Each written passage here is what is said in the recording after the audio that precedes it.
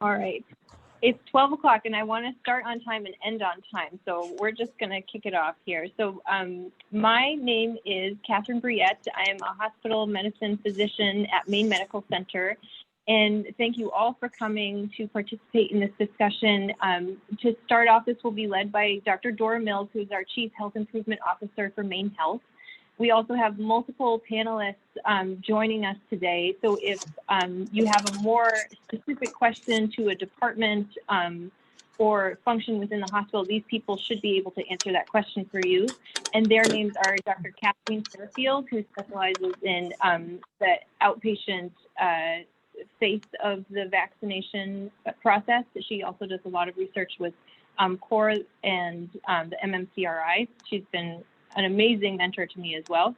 Dr. Patty Stogsdill, our infectious disease specialist and kind of COVID czar, who has been in the hospitalist office more than any other non-hospitalist I know, and we just love her deeply. Dr. Rob Anderson of the emergency department, who also works in some of our assisted living facilities and specializes in geriatrics when he's not taking care of medical emergencies. We think he's pretty great. Our own Dr. DeMatteo and Dr. Simmons Thomas. Christina DeMatteo is a leader within our preventative medicine fellowship and an infectious disease specialist, and a Jill of all trades, highly skilled and wonderful with both learners and patients. Also a celebrity, having given some of the first COVID vaccinations in Maine. Dr. Thomas has been our lead within our group regarding COVID vaccination and has been an invaluable resource regarding that. And then we have our pharmacists, Dr. Minkey Wungwattana and Dr. Richard Meinking, who have been at the forefront of managing COVID pharmacologically in our hospital and especially as regards vaccination. So I remind you all to please mute if you're not participating imminently. And Dora, please take it away.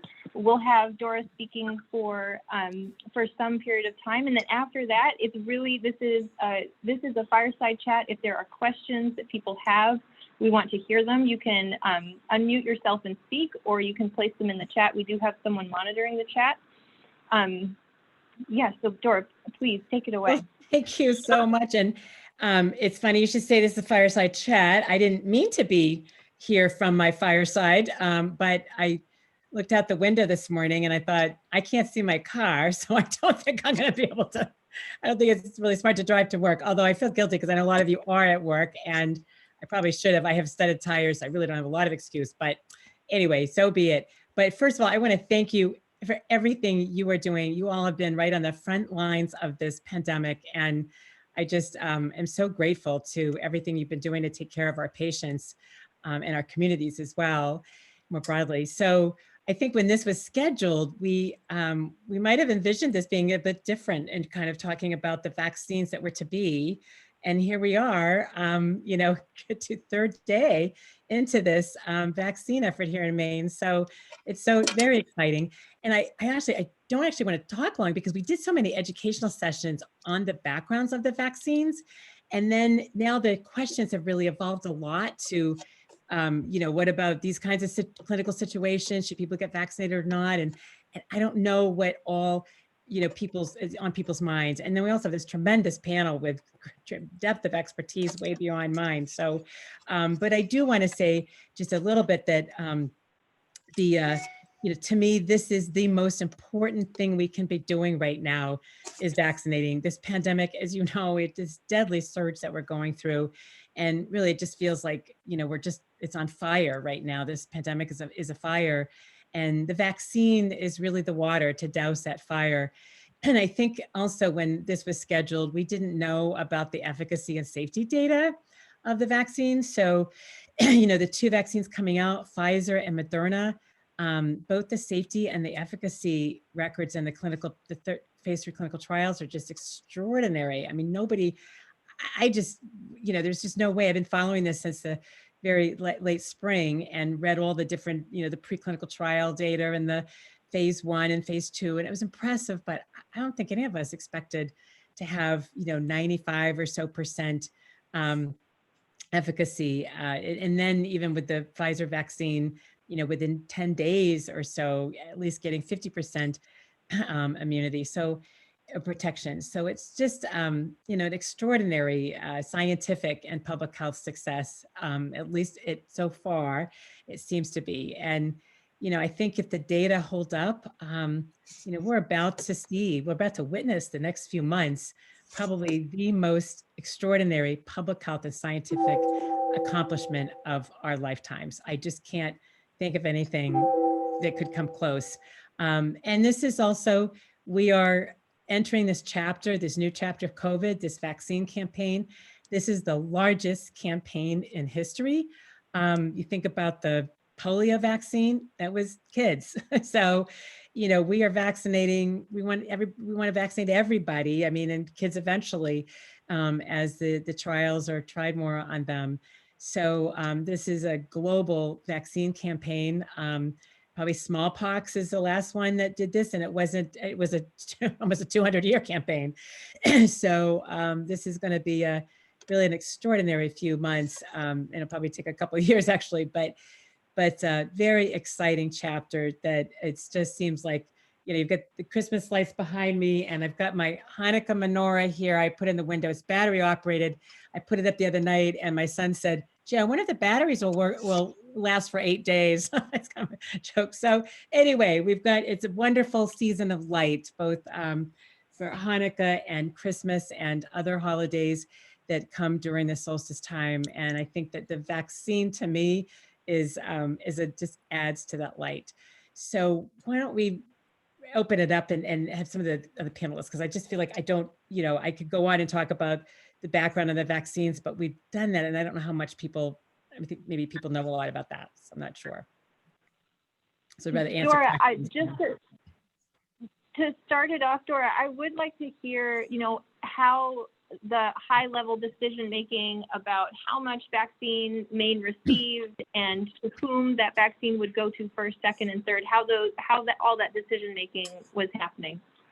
So first of all, this is my third pandemic in public health, the HIV/AIDS, of course, and then which we still don't have a vaccine for, almost 40 years later, and then the H1N1, and then now this. And so this is the decisions about the vaccines at the federal level are very similar to what we went through in H1N1. So, and somebody says, do we have a hard time hearing? Are you having a hard time hearing me? Okay. So no, I think it's okay. Somebody else. Keep going. You're doing fine. Yeah. So I have my young adult son is home because he teaches school and they're off for the day. So I told him to be off his computer. So I just hopefully we keep the speed up, the bandwidth up. So anyway, the decisions are pretty similar. So the first allotments during H1N1 vaccine, as well as now, the purpose of the first allotments is going to hospitals in order to preserve the infrastructure to take care of COVID patients and other patients. So what's been interesting, it's a hard concept sometimes to convey because we've had people say, well, I can't even tell you how many emails I've gotten in the last few days saying, well, wait a minute, I take care of patients out in the outpatient setting, or I do this, I do that, and I'm at risk for COVID. So shouldn't I be getting it because I'm at risk for getting it from patients because I take care of COVID patients in the outpatient setting or whatever. But again, it's the first allotment is to hospitals to shore up, to protect the hospital infrastructure.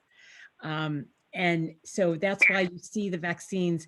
The first dose is going to, this week, went to ED, ICU, COVID ICUs, and the COVID inpatient units. Those are the first vaccines went to. And then the next tier is all other people who work in inpatient settings. So everybody else working inside Maine Medical Center. So yeah, there are those people that come in and they go through Maine Medical Center, but it doesn't, so administrators go through Maine Medical Center, but their office is down Route 1 or something. It's not, they're not patient facing. And it's really about preserving the infrastructure, right? So cafeteria, food service people get vaccinated, EVS, we can't have them go out. We have to be able to feed people. So anybody in the hospital setting gets vaccinated, and that it looks like phase 2, that all other inpatient setting staff will start, care team members will start next week, probably around Tuesday. And then phase 3 is the outpatient respiratory assessment centers and the testing centers. And then phase 4 is basically all outpatient care and care team members. And then priority tier 5 is administrators like myself, and those of us who are, are not in clinical settings. So those are the tiers, and it looks like, we are working, a bunch of us, including people on this Zoom call, I can see we're working very hard to try to get the throughput as high as we can so we can go through those phases very quickly. The other hospitals in the Maine Health system are going to be going through those quite quickly. And it's not that Maine Med is slow or anything. It's just that there's so many people in Greater Portland who work for Maine Health. So, it's like 12,500 or so.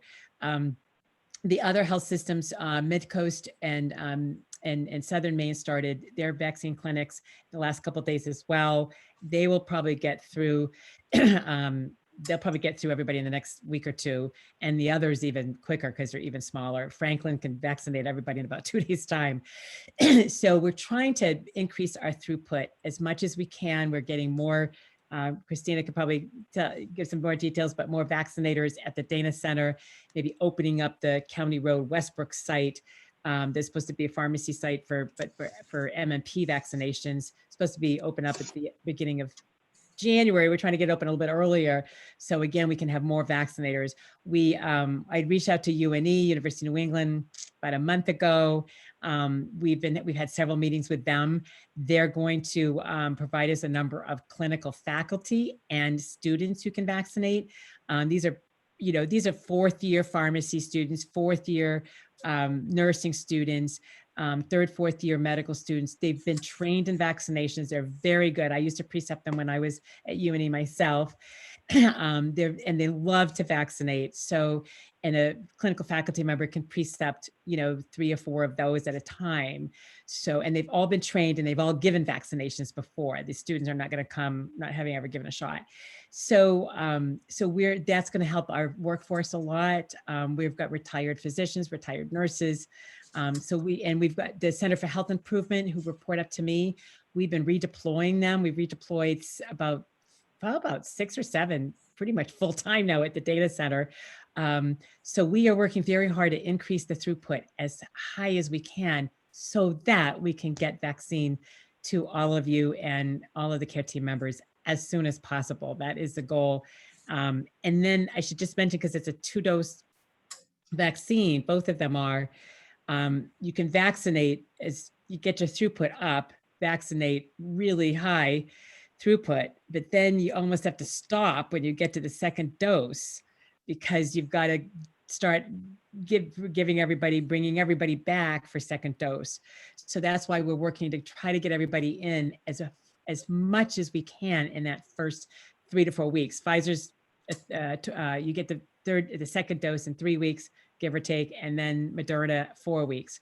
So we want to be able to up our throughput and get as many as everybody we can in that first 3 to 4 weeks, because then you kind of you can't really take too many new people because you've got to go back through everybody you've given a first dose to and give them a second dose.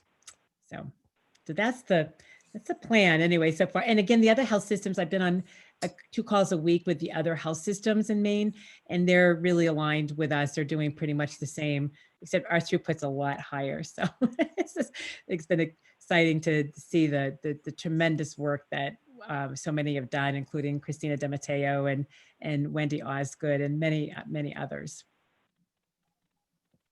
Right, thank you. There is a question here asking if there is a slide that can be shared that has the 5 phases of the plan. So maybe while I'm having other folks answer some questions, are you able to?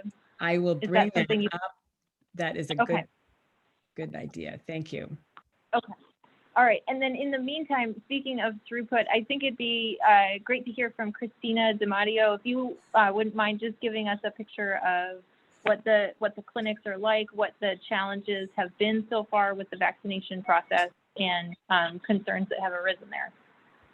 Yeah, so I don't have all the numbers for you. I'm sorry, I haven't checked in yet today, but there's been a lot of fluctuation. We kind of started out with the appointments fairly spaced out to make sure that we really understood the process and to navigate any issues that came up. And I did the first 6 doses on, gosh, what was that? That was Tuesday morning. I don't know what day it is anymore. And we actually found that, we could get easily 6 doses from the vial, which was very good. So more than the 5 that we had initially, been told. At least they have 5, but we could easily get 6. And it actually, went pretty smoothly, so that we were able to really ramp up the number of appointments that we could get through. And then we have a good emergency response plan. There's EpiPens present at all the stations. The monitoring post-vaccine is really important. We did have 1 post-vaccine reaction that was some systemic itching and rash, and that person was transported to the ED. It was fairly self-limited, did not require epinephrine, but we did have a reaction. And so it is really important to monitor that post-vaccine period. And that happened within about 10 minutes post-vaccine, I'm going to say. So they are, they're doing well. They did not have to stay in the hospital, but yeah, just a really emphasis that you do really want that post-vaccine period mapped out. Otherwise, yeah, it's been going really well. And there's had to be a lot of flexibility as far as when we're offering appointments, and it's all based on, when we're getting vaccine and shipments and things like that. So. And Christina, I think you mentioned, or I heard that that person did not have a history of severe allergies or anything. No, that person did not have any known history of anaphylaxis. That was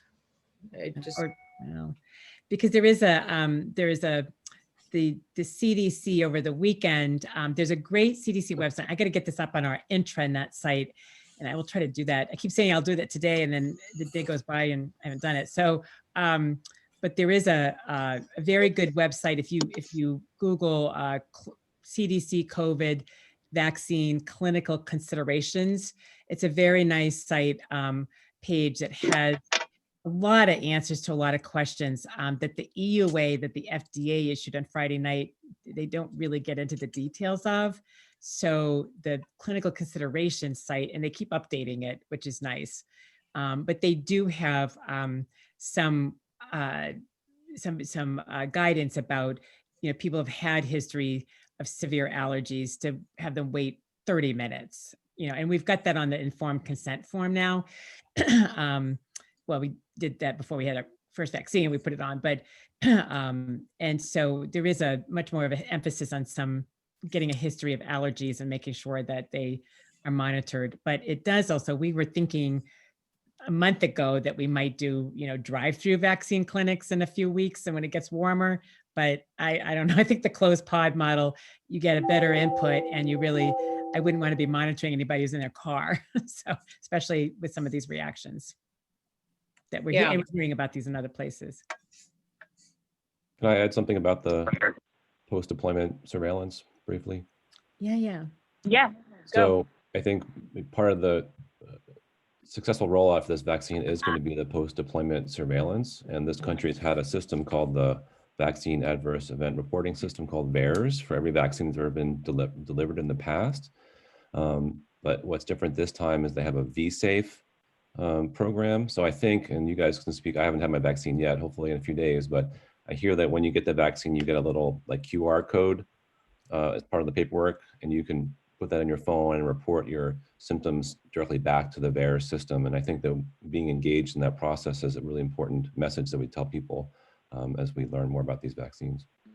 That's a great point, Rob. And it is, the information on it is given to each vaccinee. So So that's good. And yeah. And it's also part of the. I want to answer. Go ahead. Sorry. Amanda. No. I do want to answer some of these questions in the chat that are arising. So the first one was about volunteer vaccinators. So where would people go, or who would they call if they wanted to be a volunteer in a vaccine clinic? And I think that obviously varies by institution. Well, for Maine Med, it's Tina Pettengill, Pettengill, Pettingill, Tina Pettengill. And also somebody is fine to email me, and I can forward it to her or to anybody else. And she also knows whom to forward it to at the local health system level. So if you email it to her or to me, we'll forward it on. But yeah, we'd love to have love to some people volunteer to vaccinate. It'd be great. I can also share that screen if you'd like with and I'll check it on the internet sites as soon as we just finalized this yesterday afternoon. So that's one reason why. If you want to, I can't share. It says it's disabled, the sharing. Let's see. We just added an email that's generic MMC COVID vaccine staffing in the chat. Okay, and then and Christina put in Tina's her email address. Thank you. It's just says I can't share my screen. I'll try to. I might be able to get it into the chat or something. I don't know if I could get this. Can you put a document? Okay. So yes, the email I just threw into the chat is the email to contact if you're interested in volunteering at one of these vaccination clinics. Right there. And then Dora, I will work on trying to get you access to screen share. Okay. And I promise I'll get it up on the intranet site as soon as I can. Okay. Because the phases, we just finalized the FIT management team yesterday. So it is important for people to be able to look and know. And they are aligned with the US and Maine CDC recommendations. And patients are, we hope to get to patients sometime, they're hoping end of January, February. And it's just, it so much depends. Having been through this before, what I can tell you is that the vaccine pipeline is always, and whenever there's a vaccine shortage and you're trying to fill that shortage, or there's a pandemic like with H1N1 or this one, the vaccine pipeline is always very vulnerable to, I just, remember with H1N1, they would swear to us that we're getting vaccine tomorrow in X number of doses. And then they say, well, actually, no, because, we, for whatever reason. And already with this pandemic, where the supply chains have been a huge issue globally. So I just think, just take, what you hear in the news with a little bit of a caution about, when they say, oh, we're going to get 100 million doses by January something, just, take it a little bit, not with a grain of salt, but just realize that there's a lot that has to happen before that happens. And Pfizer already, we're getting like 10% of what we thought we were going to get. Moderna looks a little bit more assured, but I don't know. Pfizer had supply chain issues, so I'm not sure why Moderna wouldn't either. So let's see. And something about Dawn and Dan's concerns about people getting skipped over. I'll keep going in order just because they're coming fast and furious. So the next question was regarding pregnancy and lactation safety, and I was wondering if Kathleen might be interested in taking this one. Yes. Hi, everybody. So, none of the clinical trials included people who were pregnant. So, the reality is that we don't know the answer about these vaccines and pregnancy. And so what ACOG has actually come out with a statement, and they're asking people to talk. I think somebody put that in the chat, to talk with their patients about it. And they're saying, basically they should be offered to them. Lactating individuals, absolutely. And it says the exact language is the COVID-19 vaccine should not be withheld from pregnant individuals who meet criteria for vaccination. So, paying attention to how the disease transmission where you are and what their risk factors are. And then, I have to imagine it's going to be a very difficult choice for people because it's a, personal choice, and they, you don't know if you're going to get COVID, and you don't know if what might happen with the vaccine. I have heard, but I can't find any evidence at this moment that there's no reason to think that mRNA vaccine would cross the placenta. So remember how the mRNA gets into your cell, the ribosome helps create the protein, and then the protein leaves the cell, then you make the antibodies to the protein. So if they don't think that the mRNA would cross the placenta, that's actually certainly a good thing. But we don't know the answer, and that it becomes a choice for the patient. That's tough, I imagine.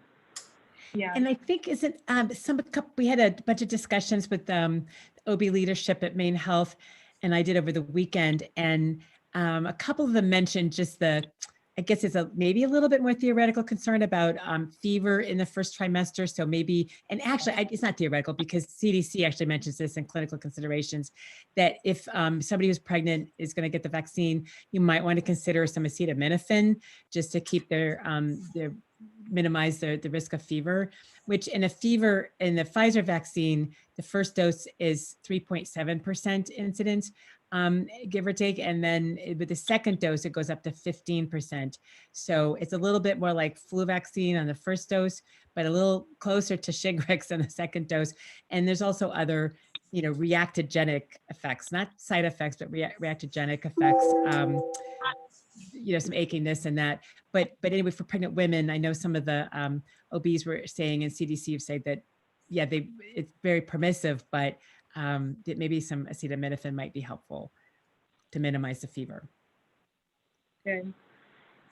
Minkey, or Richard, if you're there, anything to add to the pregnancy lactation discussion?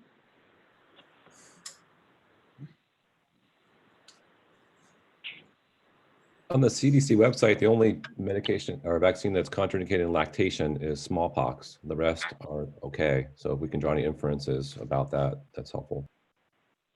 Great, thank you. Okay, the next question from Dan Meyer is recommendations regarding patients who test positive by PCR between doses. Follow up. And would you complete the vaccination protocol as close to normal as possible? Minkey or our ID colleague. Yeah. I can answer this verbally as well as I answer this in the chat. So I would recommend continuing on receiving the second dose as close to the recommended schedule for whichever brand you get as possible. These events do happen. And so it's not that all patients who get the vaccine will be protected fully. So in both the Pfizer and Moderna trials, they did collect, I know Moderna already released their preliminary data. I haven't seen Pfizer's yet, but they did collect pre-dose 2 PCR swabs. So what happens is every patient, obviously blinded, before they get their second shot, they'll get the nasopharyngeal swab. And Moderna showed that those who did get the vaccine, there was a 67% less positive tests than those that were in the placebo group. But even if you tested positive in a trial and you got placebo or drug, you still receive the second dose. So it's still recommended to receive both doses if you test positive in between. Great, thank you, Minkey. All right, the next question is regarding the third and fourth versions of vaccination. So Pfizer and Moderna are obviously first to the starting line, but there are other companies in the works. Simmons, why don't you start this one and take it as far as you can, and then we'll open it up to the rest. Yeah, I mean, I don't have any inside information, just publicly available information. Presumably, Janssen, I think, with the one-dose adeno virus vector may have enough data to seek EUA. February is the prediction I've heard, and AstraZeneca, perhaps Kathleen has some information there. Don't know what the status of that. In the protein subunit would come after that, and I don't believe that GSK or Novavax are enrolling into phase 3 now. So would think they would be months out. Okay.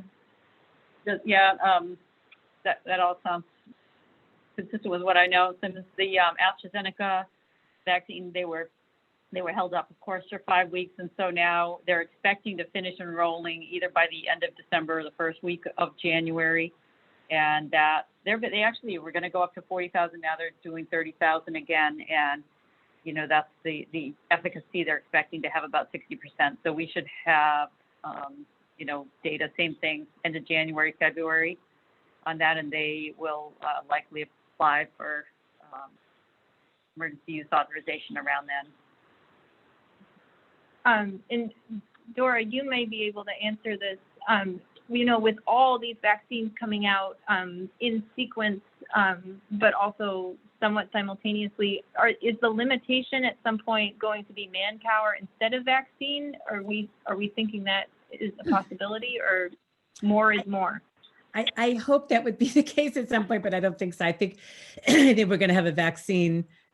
It's going to be that this vaccine is still going to be trickling in here, even though we're going to get a big lot of it next week. It's still a trickle when it compared to the state. So I think we'll expect for the long time, for quite a while, it'll be an issue of not having enough vaccine. And I think that, you know, the Sanofi GSK one of the recombinant ones that was just mentioned, I mean, they just announced that they're delayed quite a few months.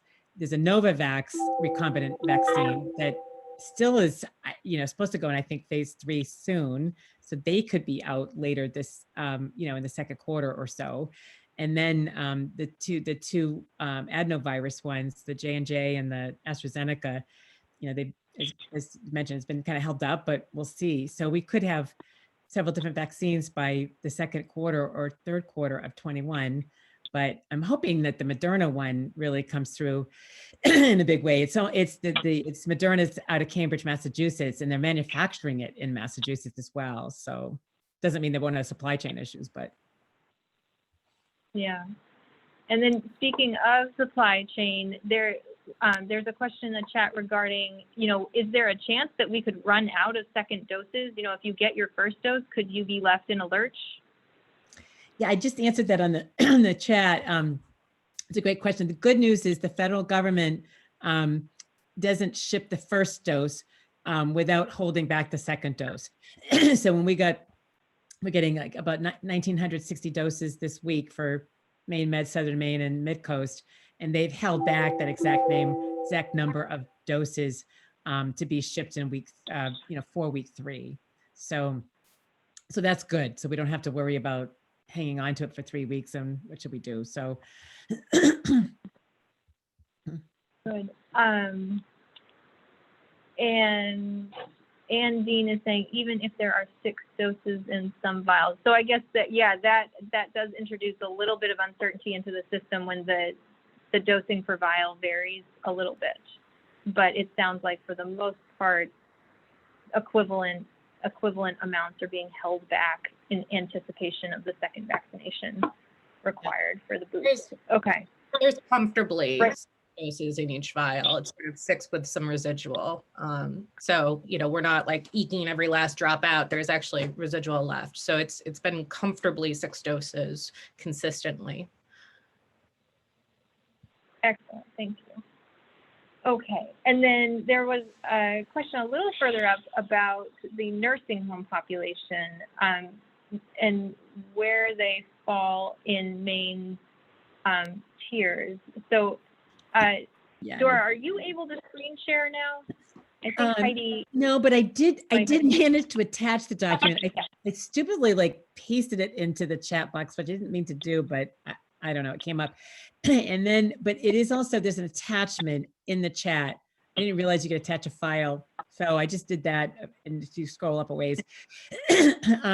So the priority group that's on that file though, is just hospital-based or hospital health system, I'm sorry, healthcare worker-based. So it's not a for the whole state for non-healthcare. So the CDC about 2 or 3 weeks ago, did vote to move nursing home residents and staff up into 1A.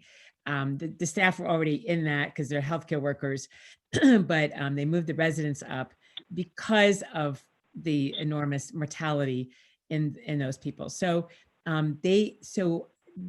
Maine this last week had about 12,600 or so doses come into the state. 6,800 went to a Walgreens and CVS to start doing nursing homes.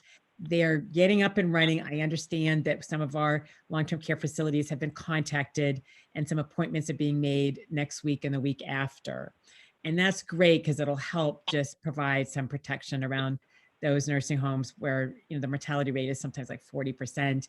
And they've been also hospitalized too. So it's obviously going to take them a while to get to all the nursing homes in the state. They'll be continuing to get some vaccine to do that. And they'll also do other congregate settings like that. So assisted living facilities will be after the SNFs as an example. So that's good, you know, to know that they'll be taken. And then after 1A, which is healthcare and nursing homes or other aggregate living, like, then it will be, there's 1B and 2, there's a lot of different people that are in this. So it's going to be a little bit challenging. Each state's going to have to figure out whether they do non-healthcare essential workers or people who are at high risk, people who are 65 and older, people who are younger with chronic diseases. There's a whole lot of people that fit in sort of the next couple of categories, 1B and 2. So states are kind of trying to figure that out. The non-healthcare essential workers are you know, disproportionately minorities who've been hard hit with this disease. But then we also have, we know the biggest risk factors for severe disease is age, over 50, but the older you are over 50, the higher the risk is, and obesity, and then some other chronic diseases. So it's going to be I think a bit of a challenge to try to figure out how do you, with a small number of vaccines, how do you prioritize within those big groups of non-healthcare, not nursing home patients or residents. So. Thank you. Minkey or Christina, or if Richard is on here, could answer this question, which is, if an employee defers their dose of the vaccine, at what point can they say, actually, no, I'd like to get my vaccine?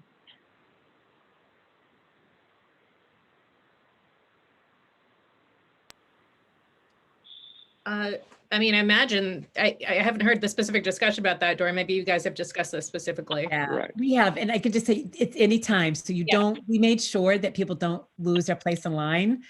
So if you want to defer or decline now, you can come back and you can be in the current group that's being invited. So we didn't want to discourage anybody like, oh, you know, I have people feel under pressure. Like if they say yes now, no now, they can't say yes later. So they can, and I think there are a number of people for one reason or another, they just wanting to defer a little bit. And so that's fine. Okay. And Minkey, you are doing a great job of manning the chat here. Could you verbalize this response you have regarding asymptomatic spread after vaccination? Sure. I think this is a very hot topic because understandably, patients in the low disease severity group, you know, such as the 18 to, you know, middle age groups, they might say, oh, I don't want the vaccine because, you know, if I get it, the disease is mild and I won't die from it.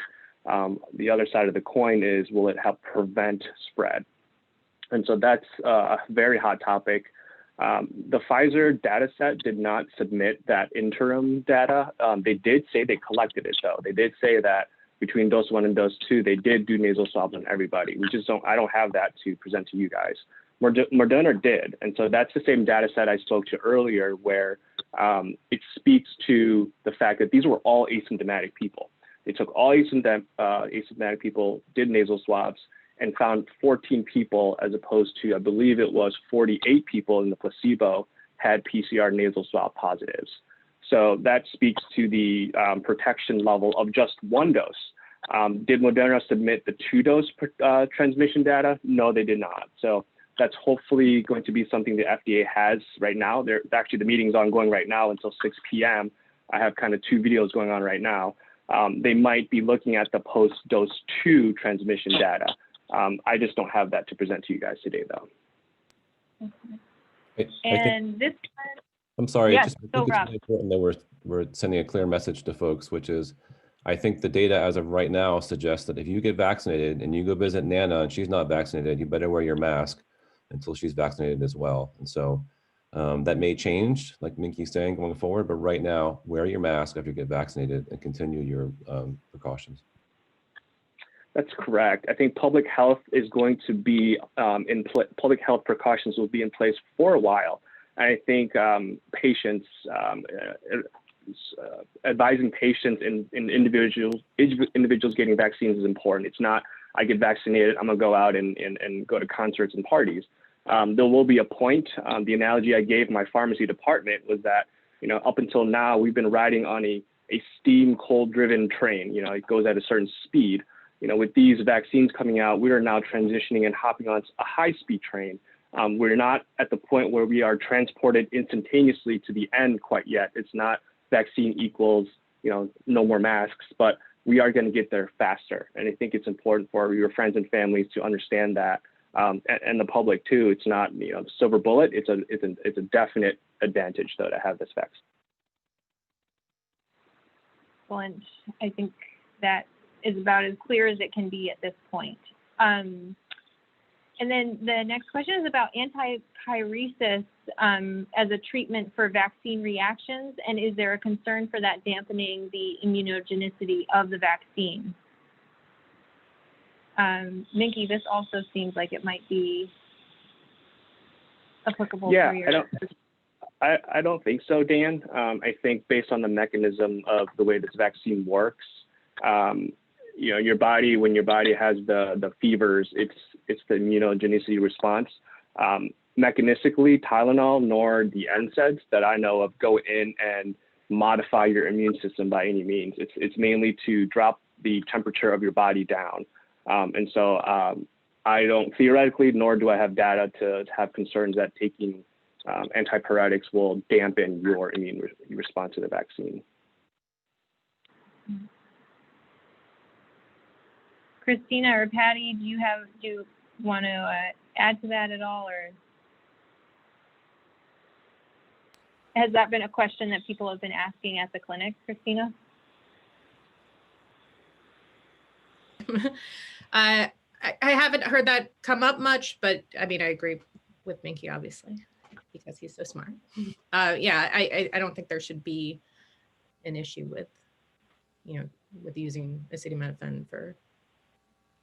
Okay. Hey, Catherine, it's Simmons.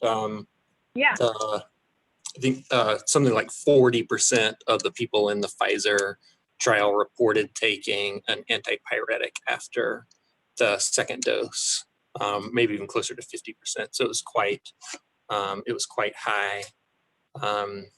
And I think, as Dora pointed out, the CDC did recommend taking antipyretics for pregnant folks to reduce the possibility of preterm labor. And while I'm thinking about pregnant ladies, just to throw out there, I think the primary risk in the sort of risk-benefit discussion, which wasn't mentioned earlier, was that pregnant women do have increased risk of ICU admission, mechanical ventilation, and death with COVID. So that's really the risk part of the equation. All right. Patty Stogsdill, if you're up for this one. This one has to do with post-vaccine titers and how far out we have data. And Minkey, you might also have an answer to this one, or Simmons, or Rob. How far out does the data go at this point in terms of titers, and what does that even mean? Do you need to have positive titers to have long-term immunity? Is that something that can be re-upped if you have an exposure? So I haven't really seen anything specific about the neutralizing titer and how long it has lasted. I know that's going to be something that's going to be very important to look at. Minkey, maybe you have seen something more specific about that? My understanding was that they still didn't know how long these were going to last for. While I talk, see if Catherine can screen share me real quick. I can show you Pfizer's phase 1 trial in the New England Journal of Medicine. It's actually publicly available. I can send the link back out again. They looked out as far as 35 days for titers. And just as Catherine alluded to, titers doesn't always mean protection, okay? So I say that both ways and vice versa. Lack of titer production also doesn't mean lack of protection. I think people respond differently to having a titer or not having titer. In both of these trials, the clinical trials though, we will not get titer data. So once you get through phase 1, you're not going to get 40,000 patients going in and getting titers. That's very expensive. And so in the phase 1 trials, they already did that. And so I can send that link back out, or actually, she's giving me the screen to share. So if you guys can see this here, this is in the New England Journal of Medicine, published in October, and this is the Pfizer data set. And they've broken it down in IgG and then 50% neutralizing titer. And so you can see they broke it down to 18 to 55, as well as the elderly population. This is always the way they tend to cut it this way, because they want to see if patients greater than ages 55 differ in their titer responses or not. And you can see the data points at day 1, 21, and 35. And so you can see it's pretty robust across 3 dosages, 10, 20, 30 micrograms. And so titer seems to be there. But as you know, immunology, my understanding, and I'm not an expert by any means, your titer can go back down to pretty undetectable levels, but that's not what your memory cells need. So the memory cells, once they see the antigen again, they'll produce these titers again. And so these titers will wane through time as I call it half-life out. Your body will get rid of these antibodies when it doesn't need it. The question, we don't know, but we do know with vaccines, with other vaccines historically, is that when you do see the antigen again, if the vaccine is supposed to provide lifelong memory, it will reactivate these titers. That is something we will learn. I'm not going to sit here and make false claims, because it is very new. The first patient in both trials enrolled in late July, so let's round up to August. So we have August, September, October, November. We have 4 months of both clinical and safety data. We'll know more about the clinical protection in patients who get this, and if they reactivate their immune response and then have that protection again. But to answer the very basic question of the titer, this is what you're looking at. It is long lasting from a titer response. Thank you very much for that, Minkey. The next question, maybe Rob can take this one. Are all vaccines in development conceptually focused on the spike protein? This is from Don Med. And are there other vaccines that you know of that have different vehicles that might be easier for a high volume manufacturing? Man, that's a loaded question. So yeah. I think that, to back up a little bit, the reason that this is happening so fast is because of this RNA technology and all this work that's gone on with COVID viruses related to MERS and stuff back to 2015 and 16. And so people have been messing around with these coronaviruses for a while, and identifying the spike protein this time around seemed to make sense. And so all these current vaccines are focusing on the spike protein quickly, which is great. And as we talked about earlier, going forward in time, we're going to have more vaccine candidates that are more traditional vaccines, perhaps live attenuated, et cetera, maybe some other proteins. But right now, everybody's focusing on the spike protein, it seems, because it's been so efficacious. That's the short answer to that question. Catherine, I think there's an interesting story to tell, and it dovetails into sort of Operation.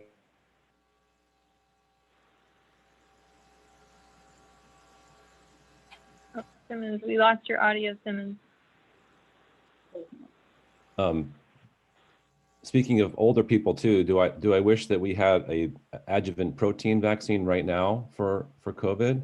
for older people, the answer is yes, because it was so efficacious with the shingles vaccine, because it's an interesting story. You know, the first shingles vaccine was live attenuated and didn't do so well. Then the protein adjuvant did so great. But we don't have that, and it seems to be doing okay with older folks right now. So I'm happy that we have the RNA technology for them. Not sure if my audio is back, but You're back. the spike protein was that sort of animal model was worked out at the NIH, as Rob points out, after SARS, and so the Operation Warp Speed vaccines that the U.S. taxpayer has already bought and paid for are all using the same spike protein that was worked out at the NIH, and all the animal models were worked out prior to 2019. And there are, I think, in the neighborhood of 150 other vaccines, live attenuated, et cetera, in development around the world. But the ones that we have already bought and paid for are all based on the spike protein. Okay. So I think the simple answer to that is for 2021, this is what we've got, and there's likely going to be a multitude of options in the future, but not imminently. This one, Dora, you can probably take. Do you think we're heading for another lockdown, and what ultimately lies ahead for Maine? I'll say in 2021. What do you see 2021 looking like for us? One thing I do know is that you never should predict the course of a pandemic with a novel virus. So I don't have any crystal ball, but because other coronaviruses are seasonal, there was a strong sense that this would also be surging in the winter, as it is. The good news is we can look over to Europe and somewhat other states to see where they are, and Europe has just passed their peak, it looks like, in the last 2 weeks or so, and the Midwest as well. They're all about 6 weeks ahead of us. So if they pass their peak, because you don't know in a pandemic, whether you hit the peak until you're a couple weeks past it or so. So and some of the forecast models do look like we might be peaking sometime in January, early to mid-January. Again, nobody really knows, but and if you look at Europe and the Midwest, upper Midwest and the plains, that would indicate that we're about a month away, because they're 6 weeks ahead of us. They reached their peak about a week or two before, so maybe in mid-January, but that's concerning. And of course, you saw we had about 600 cases today statewide. We're seeing the Thanksgiving surge, it appears. This last week, it's really picked up a lot, and the hospitalizations probably will go up in the next week or so, because usually it takes about a week or two for the hospitalizations to follow the cases going up. And of course, then we've got holidays, with the Hanukkah right now, and then Christmas in a week, and then New Year's. It's very hard to tell people don't celebrate Christmas and everything, or celebrate it, but by yourself, or it's just, and in terms of lockdowns, I mean, I don't know. I think that you would want to have people hunker down as much as possible, but the issue, frankly, I think, is that, and I'm not saying this because I've talked to people so much, it's just my saying this, that because I spend my weekends in rural Maine, where my camp is in Western Maine, and the compliance is like people are still mad about blaming the masks and everything on, taking away their freedoms. So, I think there's a concern that, if you did lock the state down, who's going to comply? I mean, there's a lot of compliance here in the Portland area of a lot of things, but you go into rural Maine, I mean, you can't even get them to mask to go in a store. So I'm sure if you tell them not to gather, I don't know, it's a real dilemma. But I think, and it may be what's helping to protect a lot of our service area, because so many of our patients are in the Southern Maine area. And, we did have experience with the surge in the spring. So I don't think there's a lot of unbelievers, as much a proportion of them as in rural Maine. And And I think that, there's a lot more compliance of masking and not gathering and the distancing and everything in Southern Maine is my guess. And that may help protect us through the surge. And of course, you can see the numbers on the statewide map. I mean, it's disproportionately this rural areas, the rim counties, I call them, are getting hit very hard. So I don't know, it's going to be, but in 2021, hopefully this vaccine by the second quarter will be plentiful enough that it'll start having an impact on the incidence of disease. And that will be really, really nice. So I think I'm making plans for the summer, but not before that. So Christmas plans for the summer, Christmas in July. Mm-hmm. Kind of on a similar bent to the question that Katie Lou has, do you feel like mobility through the country may be dependent on vaccination status for people going forward? Is there talk of that kind of stuff at higher levels? Well, I don't have any insights except for what I've read in some newspapers, that there are companies that are starting to come up with apps where you can verify your vaccine status. And then you'll have, just like we have a Conversa, you've got that app that clears you. And so that there are concert and theater companies that are partnering to say, by next summer, they want to be able to put on some shows but make sure that everybody's vaccinated. And I thought, yeah, I can see that. I would go back to Broadway, maybe next summer or fall, but I wouldn't want to go into a theater, Portland Stage, I should say, not Broadway, Portland Stage Company. But I wouldn't want to go in, if I knew that there were a lot of unvaccinated people necessarily, So I think it'll be interesting. It's fascinating. It's going to be fascinating to see how this rolls out, because it may be that there are a lot of places, restaurants, theaters, and places like that may require you to show proof of vaccine before the government does. I mean, who knows? It's going to be maybe a whole new world for us, a whole fascinating chapter. And then what about more specifically for Maine Health regarding, the entry screening that we're doing and quarantine recommendations, that kind of stuff? Do we know yet how that's going to change?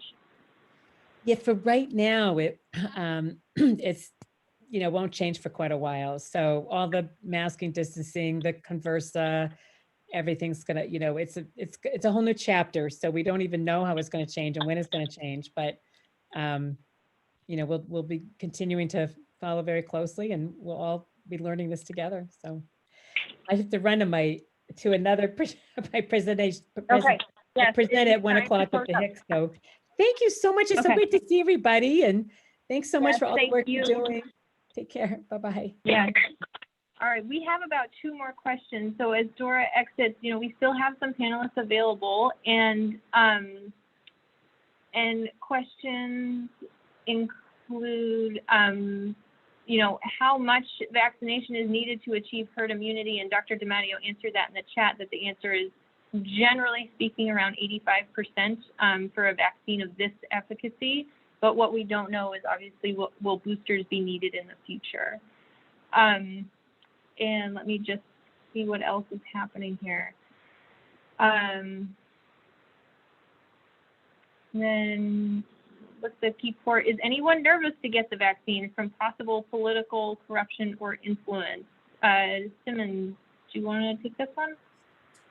Yeah, I think that's a question that you're going to hear from patients over and over again. And I think that the answer is that the FDA and CDC have been transparent, deliberate. They have done a reasonable balance of weighing the risk of delaying rollout, which obviously a delay of rolling out an efficacious vaccine, obviously more people die, versus the risk of long-term safety data. The safety data is enough to rule out all but the most uncommon potential complications, and just the context. I mean, I guess we're ending with the context rather than starting with the context here, but 1 year anniversary is just coming up, I guess essentially right now, since this started out in humans a year ago, and we are approaching 300,000 deaths in this country third leading cause of death for 2020, not that far behind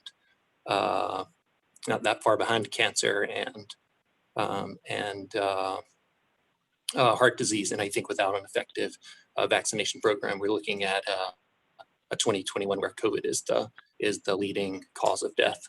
So I think that's my answer to the politics is all about the context. And great.